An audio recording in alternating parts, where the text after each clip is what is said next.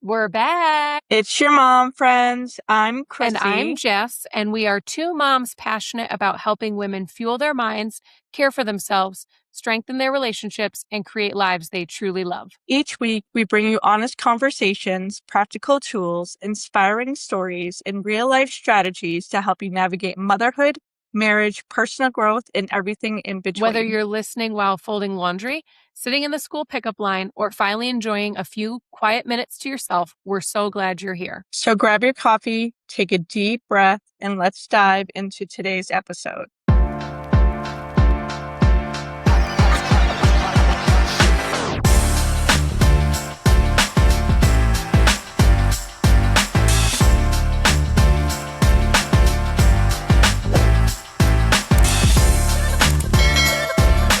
Let's get started. We are so excited to bring you a special guest, Dr. Kate Nagel. Would you take it away for us and tell us a little bit about who you are, where you're from, and what you do? Sure. First of all, thank you for having me. I'm so happy to be here and be on this podcast. Like you said, my name is Dr. Kate Nagel. I am a licensed physical therapist. I've been a DPT for almost 9 years. And I'm also a certified personal trainer, nutrition coach, health coach, and most recently, a menopause coach. So I have online training where I help women, mostly working moms, with their health and wellness and just everything in between that. It goes far beyond exercise and nutrition. It's also your sleeping, if you are sleeping, because we're moms, and how often do we do that? And it's stress, because being a mom is also incredibly stressful. So knowing how to handle that, and then drinking water. I think I'm going to say this multiple times today, but a lot of our problems could be solved if we drink more water. So it's just looking at the whole person instead of just trying to force a cookie cutter exercise plan and diet on the women that I work with. This is my jam, because this is what changed my life, because I was the mom that was overworked, overstimulated, overwhelmed, overreactive. And when I finally took a look at myself, like all moms do, we put ourselves on the back burner. Our needs tend to come last. We tend to be the ones who, as long as everybody else's needs are met, like, we're successful, we're a good mom, we're doing well. Like, that's what society's standards have created or have been set for us, is that we have to serve others. We chose to have children. Now it's our job to serve these kids and make sure they're okay because they need us. And all of that may be true, but we can't do it well unless we're taking care of ourselves. And that was something that took me like far too many years to learn. And now I'm trying to undo it. So thank you. First of all, when you read the list of what you do, I was like, I have no room to be like, I'm exhausted. No, we all have room for that. I am just smiling so I don't do something else, to be honest. We're all so tired. We're just doing the best that we can. That makes me feel so much better, because I'm like, she is crushing it. So one, thank you for doing all of the things that you do. And two, would you share with us a little bit, like, where did this spark come from? Like, you became a physical therapist, like a doctor of physical therapy. That wasn't enough. You kept going. Where did this desire to support moms or women in this other form of, especially working moms, because we need you? So where did that stem from? So physical therapy is actually my second career. I had a whole first career as a federal government employee, sitting at a desk, looking at Excel spreadsheets all day. And my dad was the one that was like, this is a really stable job. You'll be really good at it. But I hate sitting at a desk. I am not meant to sit still for long periods of time. So I did what I could, but I always knew that I wanted to be a physical therapist. It just took me a while to get there. So I was going to school at night, working during the day, working a second job as a physical therapy tech to get my hours, all that good stuff. Became a physical therapist, a physical therapy student. And then when I was like, I'm only going to do sports. I'm going to do athletes. That's what I'm going to do. And then we had 4 clinical rotations, and my first one was in the hospital, which I told myself I was never going to do. So I did it, and I fell in love with the hospital. So I was like, now I have to change my whole trajectory, because I always wanted to work with athletes. And so I ended up getting a hospital job, but I still felt like I wanted to train, especially women. And the thing about physical therapy school is that they don't really teach you exercise programming very well. They teach you what exercises to give people to help an injury recover, but they don't teach you how to progress an exercise to keep them getting stronger and stronger with that like progressive overload that everybody talks about. So I got certified in personal training first, and then the program that I did through ISSA, which I think is the International Sports and Science Association, Mhm. they had a nutrition coach and a health coach like package. So I just did all three of those. And then when I became a mom, I was still working mostly full time. So the time I had when I was without kids was so different than the time I had with kids. So I had to revamp everything when it came to working out and when it came to making time for myself and making time for me and my husband, making time for my kids, just redoing my whole day. So I had to pretty much reteach myself that. And so I was like, well, if I'm struggling with this and I have all the certifications, surely other people are too. So I want to help as many of those people as possible. So that's what eventually got me to start online training and really helping women. Short story long. You know, when you were doing your introduction, as you were talking about, like, you know, if you just drink more water, maybe your, you know, life would change, kind of thing. And I have been like the person where I'm overweight, so I'm going to chase some kind of diet or some pill or some shot. There's a patch for that. There's this or that. Instead of me really focusing on the things that I can change, my behavior, my exercise, my water intake, I'm always trying to just find a quick fix. Do you find that? Do you see that with Yes, people? and I think people are complicating it too much. They're trying like this no carb diet, only eat meat that's barely cooked type thing. And it boils down to you need a balanced diet and you need to drink water, not coffee. Coffee's fine. You don't have to give up your coffee, but you need to drink water during the day and you need to make sure that you're having protein, vegetables, and carbs with every meal and making sure that movement is something that you enjoy. It doesn't have to be CrossFit. It doesn't have to be burn boot camp. It can be going for a walk and listening to this podcast. You know, it can be it doesn't have to be complex at all. And I think, yeah, like you said, most people I think are so overwhelmed and have decision fatigue that they're just like, well, I'll just go on a shot to do that. And those medications have a place and time, and they're a tool. I know people that are on them and it has helped them a lot. But if you're not changing the basic habits that you have underlying everything, nothing is ever going to change you. Mhm. Yeah. Yeah.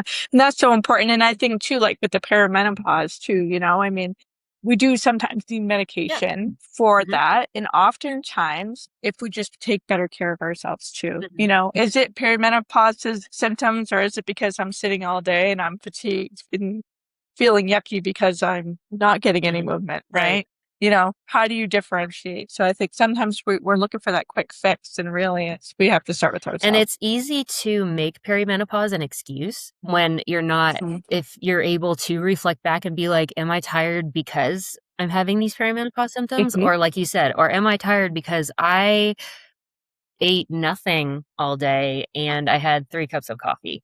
Like so Gotcha. it's a lot of internal reflection, and I do that a lot with the women that I work with too, because sometimes they're like, I just don't know if I'm going to be able to do this. And I'm like, okay, what part is, because you never want to do too much too soon. So it's like breaking it down. Do we need to shorten the workouts? Do we need to just incorporate one new food in? Do we need to set a timer on your phone so that way it reminds you to drink water or to get up and walk around? Just something really, really simple. Simple is so much better. I think we've like lost Mhm. the value of the simple, like constantly overcomplicating things and looking for something to be that quick fix, but we're just missing the value of the little things, the simple Correct. things that truly add up to change our lives. I'm so guilty of being like, oh, I'm going to do, even from a young age. I remember being 16 and being like, I'm going to do the South Beach diet or I'm going to do Slim Fast. I'm going to do Right. like, we just grew up in that age where like Mhm. diet culture was very ingrained in who we are. And Slim that's what, Fast commercials were on Nickelodeon. I remember. I don't know if you remember that, but I remember right. that. Yep, that's literally, and so like when that is we don't realize that the information around us, like what we're watching, what we're reading, what we're hearing, what we're talking about, all plays a factor in the internal voice that's, ultimately helping us make these decisions. And so, yeah, when I was a kid, like that was just it. Like Jenny Craig and Anna Nicole, she had these like diet pills that everybody was going to take, like all of this stuff that just became a norm. And that's when I became an adult and could make my own decisions. I was at CVS looking at all the diet pills that I could take. Like, this will help me. This will help me. And I think that we just Chrissy talks about the microwave society all the time. Like, we just want to put something in and take it out in 2 minutes and like have the results that we want.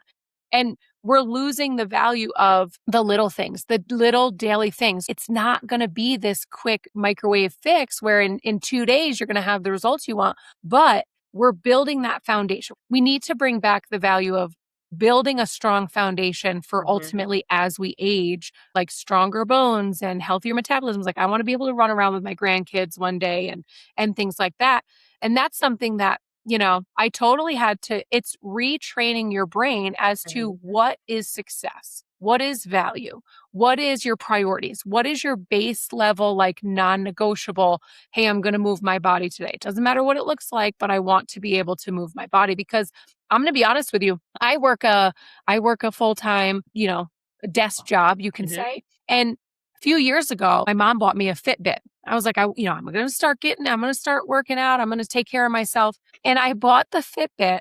And for like a week, I was like, I just want to track and see like, what's my base? What am I doing right now that's clearly not working? I would leave my office after a full day of work with like 1,200 steps. And I'm like, no wonder. It's so easy. It is so easy to do that because you are busy at work. There are deadlines, there are meetings.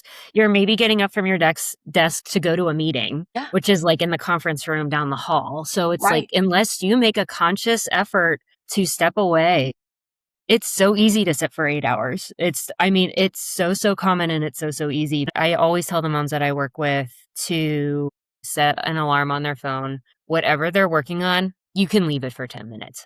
Literally go outside and see the sun because you don't see the sun unless you have a window. But usually many have a cubicle and don't have an outlet. So they're in the middle of a office building. That's me.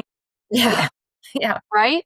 And like even my lunch, like I would eat my lunch while I'm working. It's like you just take the 30 minutes or go for a walk around the building, just go up and down the hallway if it's cold out, like do something. Like I would literally and that was super eye-opening to me to be like, because then you get home, you're exhausted. And it was like this cycle that I couldn't get out of I'm working all day, then I go home exhausted, so I don't want to do anything, but I need to because like go for a 10-minute walk. Like you'll feel so much better. Yes. But we get in this cycle of like, I get home, I eat dinner, I hang out with the kids, I'm exhausted, I just want to lay on the couch, watch TV. And it's like, then you start over the next day, you're not getting 10,000 steps in a week, nonetheless in a day. Right. And it's hard, especially when you're working. You are one person at work. Like you have your responsibilities at work. As soon as you leave work, that mom portion turns on and it's really hard to be like, well, I'm going to take 20 minutes to go do this workout. But that's when I don't feel like doing that, that's when I'm like, okay, we're going to the park, or okay, we're going to go ride our bikes, or we're going to do something where it's like, at least I'm moving. It may not look cute, but it'll be enough to give me something other than sitting at my desk all day. Well, I think when we sit too, and depending on what we're eating, I mean, if you sit all day, your hips hurt, your back hurts, you're sluggish. If you're not eating well, like inflammation's a real thing. Your diet can make inflammation worse. And then you wonder why it hurts when you stand up from sitting, and like all the things that you don't even think about it, because oftentimes as working moms, we are just going through the motions every single day. And then when we're not feeling well, we're looking, well, I'm going to speak for myself. I'm looking for a quick fix. I'm popping the ibuprofen. I'm doing all the things to try to, make me feel better, when in all it's shifting my habits. And so I've, over the past couple of weeks, have shifted my habits to walking in the morning before I go to work. And what a difference that has made for my overall mood, for my energy throughout the day. I'm hitting my 10,000 or more steps in a day, whereas just like Jess was saying, I wasn't even hitting 10,000 steps in a week, you know? And so I think, 44 years old and I'm already blaming it on perimenopause and all this stuff. And it's like, I just need to drink more water and move my body. Let's start there. Well, first of all, that's awesome that you're doing that. And I just turned 40 and 40 has been better than 30. I'll say that. But there are a lot more aches and pains that I didn't have. But I mean, I always push for morning workouts, but for some people, that's just, they can't. It's either they have kids that wake them up all night and sleep is also important too, so it won't work. But I really do like starting my day off with some sort of movement because it really does set the tone for It the really rest of the day. does. Yeah. And I listen to, I'm a podcast junkie or a crime junkie or some kind of audible book. And so like I'm either listening to like something like Atomic Habits or a crime junkie podcast. Yeah. It really depends on the mood, but I enjoy that too. You know what I mean? It's half an hour that I spend for myself in the morning. Right. And it really just sets me up. Well, let's be honest, like how much time do we spend scrolling our phones? Well, then get on the treadmill and scroll your phone. You know what I mean? Like, or go outside and scroll your phone. So I'm curious this may sound kind of controversial, but I'm going to say it anyway. Okay, go for it. I wrote down radical responsibility because you had mentioned earlier that like at some point we have to take responsibility for where we are. Chrissy and I are both, we love working with moms. We love working with women. We love women's mental health. That is what we're so passionate about. And one of the things that a lot of people will say is like, I'm in this season. Like I'm in this season right now with kids and whatever. And at one point in my life, I would have said the same thing. Like, I just don't have time for this right now because I'm in the thick of the hard and we've got a lot going on and I can't add one more thing to my plate. But one of the things a hill that I will die on is that we are teaching our kids by our actions, not our words. And so one of the biggest things that I struggle with when somebody says, well, I'm just in this season, my kids they'll be grown one day and they'll be, okay, well, when they're grown, what will they have watched you? Like pour from an empty cup? Because then they're going to be adults who think pouring from an empty cup is normal.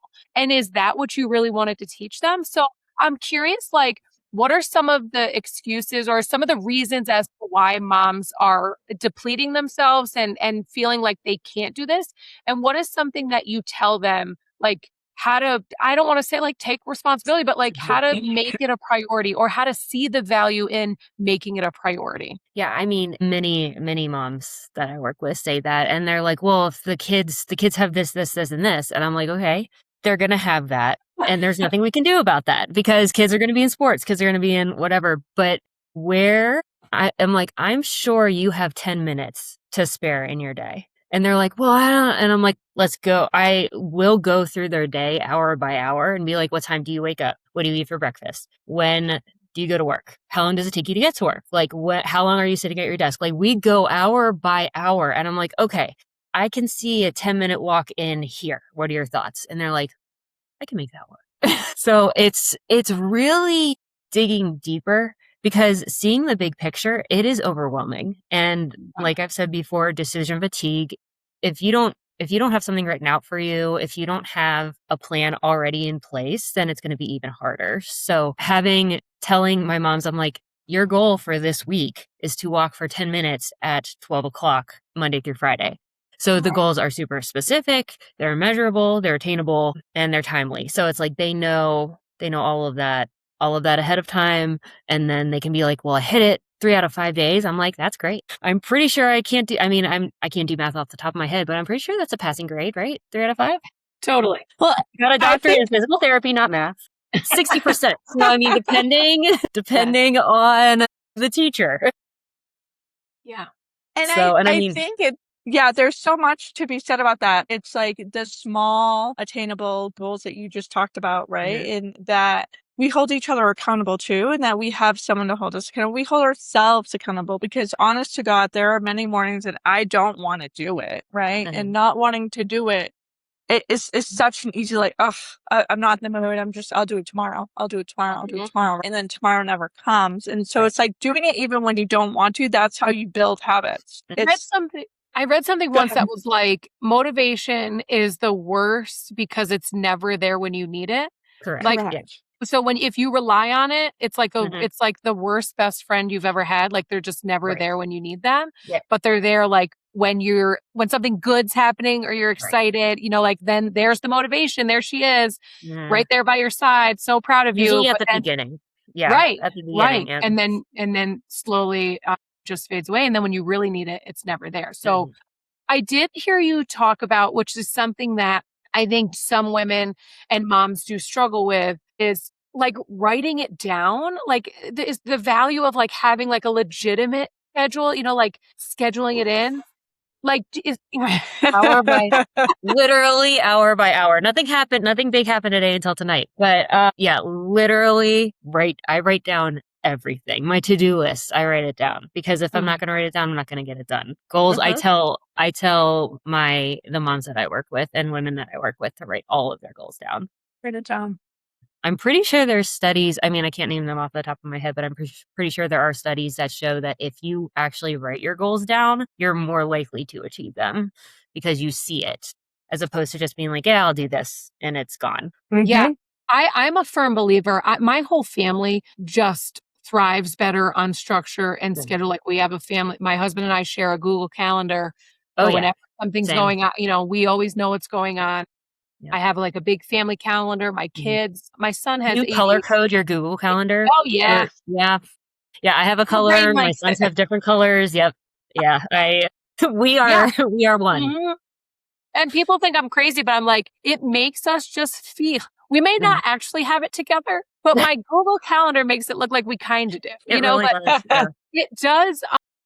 I was chatting with somebody earlier today who was talking about working full time. Okay, so each one of us on this right now works and then also runs a business on the side. So we've got some entrepreneur in us and we're trying to build things while also being moms. Okay, and how do we do this well? How do we do this effectively? All while taking care of the kids, taking care of ourselves, prioritizing what needs to be prioritized. And she was like, you have to schedule in your time block. She's like, I already know that you live and die by your calendar. Like, put it in there that during this time, it's your workout. During this time, it's building, working on this part of your business. This time, is the full-time job. Yes, you have this beautiful calendar and you put all the things on there, but like take it a step deeper. Set boundaries, set parameters from this time to this time. I'm somebody who used to struggle with rigid schedules where like if I told myself I was going to wake up at 6 to get on the treadmill and I woke up at 6:15, I'd be like, "Oh my gosh, my whole day is screwed up." Like there's no reason to even get up and get on the treadmill now because I'm 15 minutes late. Is it even worth it? So I started implementing what I called was like rhythms. Like there's 5 things that I'm doing, non-negotiables that I'm doing every day. And I don't care if I do them in the morning. I don't care if I do them in the afternoon. It's just something I'm getting done. Like a walk, a workout, reading in my Bible. Like there's just things that I'm going to do that it doesn't matter when I do them. So it took the pressure off of like, if I get up at 6:05, I haven't already ruined my whole day. Because I was that type of person that would be like, oh my gosh, I just can't do this. I'm just not a morning person. Yeah. But I can. Having a plan B is Yes. another thing that I talk Yes. to the women that I work with because you have to be flexible as a mom, as a working mom. Nothing is ever going to go the way that you want it to, and the time frame is never going to be perfect. So if your son, a 3-year-old named Beckett, just hypothetically speaking, wakes up at 3 a.m.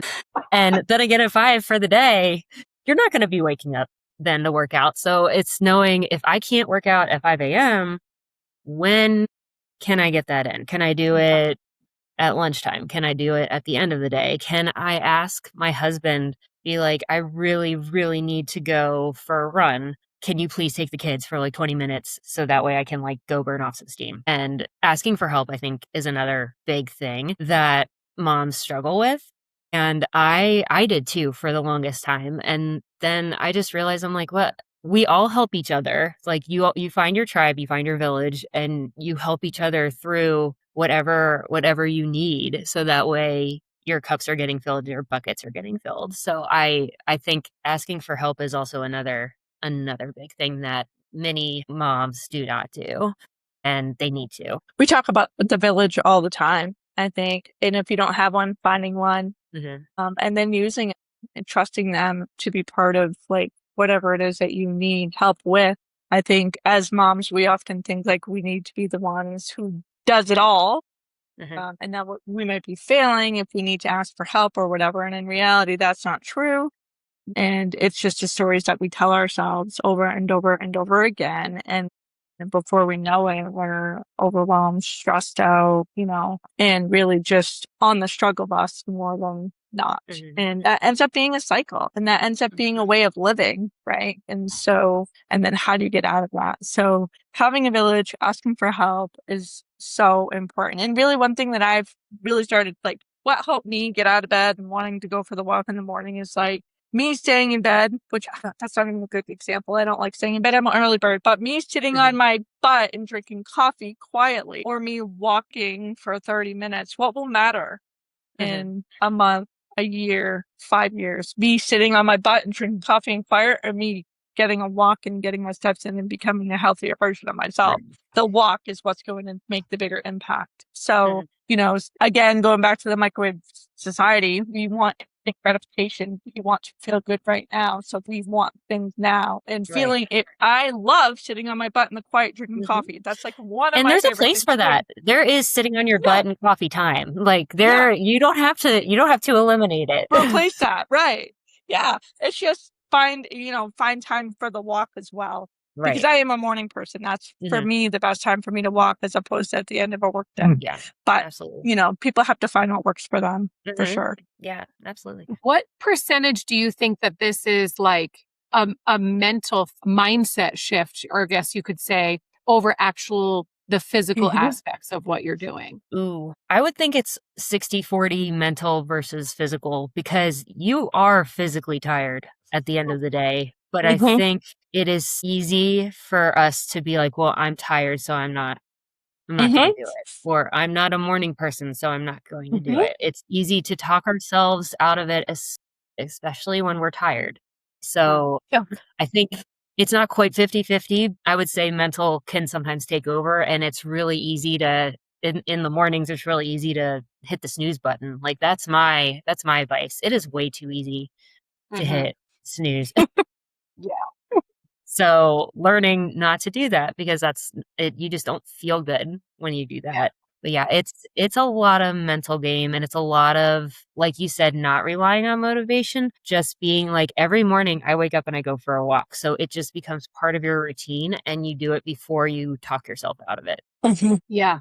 I love that you said 60-40, because I'm always like, if you can get through the mental piece, like you're there. But you're right. There is a space to say, like, moms are tired. Like, you're not wrong by being like, I am exhausted. I don't have the capacity to do more or do this. Like, I don't want to. Like, there's moms who are flat out just like, I don't want to. Like, I'm so tired. But I think that there's such an importance to allow our kids to see the importance of taking care of ourselves. Yes. And for me, it's like, at this point, I'm not even doing it for me. I'm doing it because my kids will hop in with me. You know what I mean? Like if I'm doing a workout video, they'll be like, oh, could I come with you? Sure. They do 10 of the 30 minutes, but they're with me and they're doing it and they're seeing it. And I think for me, it's like, that's more of a win than me fighting for my life all 30 minutes to get through, it's like, and it motivates you to actually like finish whatever set or rep or whatever you're doing, and be like, I'm exhausted. But yes, my son, Beckett, who's 3, who woke up at 3 o'clock this morning, I was getting him ready for bed, and he's like, are you going to go for a run? And I was like, no, not today. I'll go tomorrow. He's like, can I go for a run with you? I'm like, sure, let's go. And he's like, okay. And Emerson, my oldest, he'll like do push-ups with me and different things like that. And he'll say he's faster than me. And then I have to remind him that he's not. And I don't let my kids, maybe this is controversial, but I don't let my kids win, because one day they are going to beat me. So I gotta beat them as much as I can get up now. as long as you can. That's so I can funny. see all of like the parenting people being like, you are doing this wrong. I'm like, no, I'm not.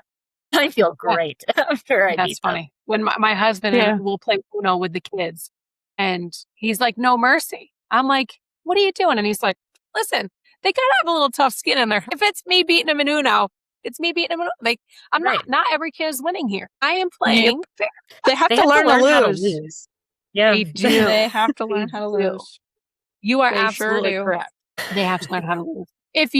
So our listeners who are busy moms, who are not currently, prioritizing or who are not loving where they are in their health journeys, like they know that there's space for more. There's a need for more. They want to feel better. What are some easy steps or easy things that they could implement right now that you would suggest to them to just start where they are, start now? Because I think sometimes, like we said, we overcomplicate everything and we think that we have to have, we'll start Monday. We'll start when the kids get back in school. We'll start after the new year because that'll be here before we know it. Like we always wait for the perfect moment, but what are things that we could just do right now? The first thing that I tell all of the women that I work with and just all of my friends in general, have a glass of water by your bedside table so that the first thing you do in the morning when your alarm goes off is you drink a glass of water. We're insanely dehydrated from sleeping. So I have my water bottle. I have an emotional support water bottle. It has a sticker on it and everything. So I always have mine by my bed. And the first thing I do when I get up in the morning is drink. It seems to help wake me up a little bit more, no matter how much sleep I've gotten the night before. So, and it's drinking water. It's a struggle for a lot of people. So it's not an easy thing necessarily, but it'll get you into the habit. I call it habit. It's called habit stacking. So you're doing something while you're doing something else that you're already doing. So it doesn't feel like more. So it's like you're already waking up and you're going to see your bedside table. So you might as well drink a glass of water while you're on the side of the bed. So that's one thing that you can definitely start to do now. Another thing, especially if you work at a desk, you want to set alarms on your phone. You should be getting up, at least standing up every hour. So, and sometimes that's a little bit overwhelming. So every 2 hours, maybe set an alarm for that. So that way every 2 hours, it signals you that you need to get out of your chair and just stand. Maybe you don't even need to walk around unless you have that capability. But I have a standing desk and I love it. And I know at a lot of offices, they now have standing desks as well. So just getting up, that'll help give you some energy. It'll help get you moving a little bit and maybe prevent you from getting that like second or third cup of coffee too. So if you have to start anything, I would start doing those two things. And you can also set alarms. I have tons of alarms on my phone to remind me of things. But drinking water and standing are two things that if you can just start doing them a little bit more, you'll see a difference. Yeah. And I think that if we could get to a place where it's not so much about going back to talking about, the world that we grew up in, it was all about like skinny, like how can I be skinny? And shifting that mindset to like, how do I just be healthy? Like, what are these, these habits may not make me a size 2, but I don't care. Like, I want to be able to have a healthy, I want good heart health. I don't want to be on 10 medications when I'm 50. Like, I want to have good foundation of health. And to me, that's like move your body. Like, and it may not make you, if your goal is to be super skinny, then that's the mindset shift that we have to work on. Like, how do we focus on being healthy and incorporating healthy habits into our daily life? Because that really should be the goal. Yes. And I mean, you could be a size 2 and still be on 10 different types of medication. Yeah. Like I'm so happy that we had started to move away from skinny and started moving towards strong. And then skinny talk is starting and now it's all going, and low rise jeans came back. I'm going to blame that too. But between low rise jeans and skinny talk, it's all becoming like, how skinny can you get your arms? How small can you be? And it should, especially for those of us in perimenopause, small shouldn't be the goal. It should be strong. It should be being able to move. It should be eating balanced. It should be making sure our bones aren't going to break and that we're not going to fall. Like, it's just we really have to shift our mindset into what healthy actually looks like. Yeah, I love that. Now you have an offer, right? A special offer. Yes. Okay. You want to talk about that? Yeah, sure. So if y'all hear this podcast and you're interested in working with me as your personal trainer, if you purchase at least 4 months, you'll get one of those months for free. So you'll only be paying for 3. Very cool. Thank you Yeah. for offering that. And you work with anybody? It doesn't have to be in your vicinity. It can be.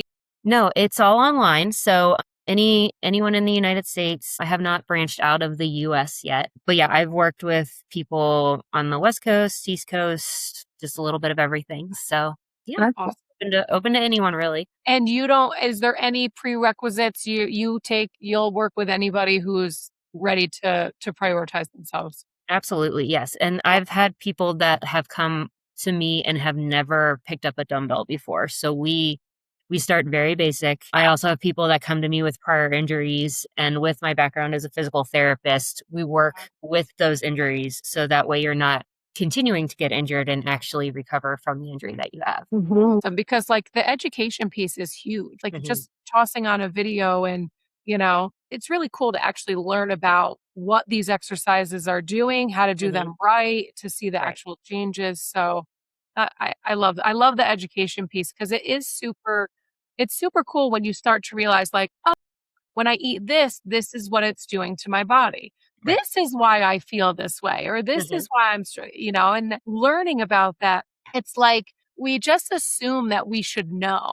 But Right. when it comes down to it, we really don't. Like we're not Mhm. taught this stuff. You know what I mean? Like it has to be on us to pursue this to become the best version of ourselves, which is the goal, right? We're always Mhm. growing. We should be always growing. And Absolutely. so I think learning about that is super cool. And I love the fact that you're a physical therapist too, because Mhm. I mean that's just an added bonus for Yeah. anybody who works with you. And I truly love it. I'm such a nerd with that kind of stuff. So I always love learning more, learning what is the most helpful in terms of exercise. The reason why I became a menopause coach is because I'm going through perimenopause and I had no idea what was happening to me. So it was also knowing what is going to happen as I age and knowing how I can also prevent some of these symptoms from happening as well. So yeah, I love all that kind of stuff. So I do just want to say, so the last couple guests that we have had, uh, we've learned like these little tidbits of their story, Mhm. which has opened up like an entire, like we thought we were gonna, we're talking to you about nutrition and women's health and all of those things. But then to learn that you did a career change after like doing a long stint in one career and then Mhm. to like that, we're gonna have to have you back and talk about what that's like because how many I people feel would stuck? love to talk about this. I'm actually really passionate about that too because so many people are afraid to do what Yes. they love. I would have regretted. I was in a really good spot financially. My husband, he was a teacher at the time. Like we would have been fine if I stayed where I was. But I was like, I would have regretted it if I would not have changed to physical therapy. And I was really fortunate. I don't have any student loans or anything like that. So for me, I truly love what I do. I'm going to continue doing it.